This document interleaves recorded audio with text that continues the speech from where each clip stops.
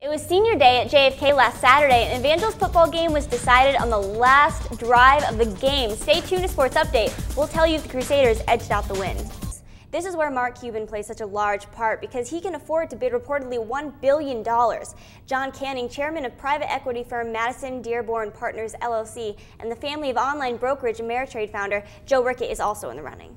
And as I mentioned earlier, we'll give you a look at the NAIA Top 10 where 3 Heart of America Conference teams are ranked. Phil's in a rout of the race, 10-2 to take a 3-1 series lead with a chance to win the first World Series title since 1980 when they take the field Monday night in Game 5. Alabama and Texas Tech remain at the 1 and 2 spots, but with a loss, Penn State drops to number 7, and with a win, Alabama has solidified its spot in the section championship, and if they win out, the Cowboys finally got back in the win column, even if it wasn't pretty. Phil and QB Brad Johnson, despite hearing boos from the home crowd, hit the newly acquired Roy Williams for a touchdown and the defense on Friday. But on the second day of the tournament, Evangel was matched up against Missouri Southern State University, 1843, crushing the school record for that course by 54 seconds. And for those of you who don't know, that's about 6:14 a mile. On a day when the Giants seemingly couldn't find the Steelers' end zone, they ended up tying the game when the Steelers accidentally found it for them. These houses on Swenson Drive weren't the only ones to take a hit. Neighborhoods all over Dutchess County and Ulster County were affected also because it was so bad. Over 55% of 2006 accidents resulted in death due to the lack of wearing a seatbelt. Police say that buckling in is clearly essential and saves lives, and that if you don't, you will be ticketed. Some students, such as Kyle, have entered the Anderson Center for Autism from ages as young as 7 or 8. Following graduation at the age of 21, many will go on to go back to their families. Others may join state group homes. This morning saw the results of last night's storm, leaving over 5,000 Central Hudson customers without power after 1.5 inches of rain. But Central Hudson says that all but 400 of those are back up.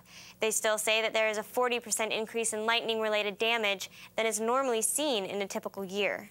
Last night when the heavy rains began, obviously we were staffed up and prepared in the event that we began to see outages. And quite truthfully, we didn't see that much impact overnight in the early hours of the storm.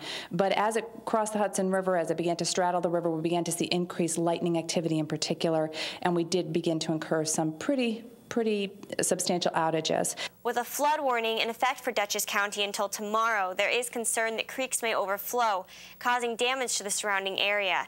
However, authority in the Hudson Valley says that due to the low level of the water leading up to last night's storm, results were not as drastic today as were expected. We didn't have much flooding because it's been so dry prior to this that the streams were low and a lot of the water had a place to run off, and it helped us out a lot. Luckily, the towns in Dutchess County last night did not experience damaging flood effects. However, streams such as this one here off of Knoxon Road have been known to overflow into surrounding roadways and parks. The town has taken preventative measures by placing berms outside of the tree line to prevent the overflow. The water will wrap around this berm and backfill into this park and flood it. But what we've been able to do is avoid the damage from the torrents of water. And we've been very fortunate in this rain event with the amount of rain we've gotten. We've had none of those things happen. There are future plans to control the direction of the water flowing from creeks and streams in the Dutchess County. But for now, berms such as the one shown here are outlined with rock and grasses to keep the water at bay in the case of future storms. For Cablevision News, this is Michelle Brooks reporting.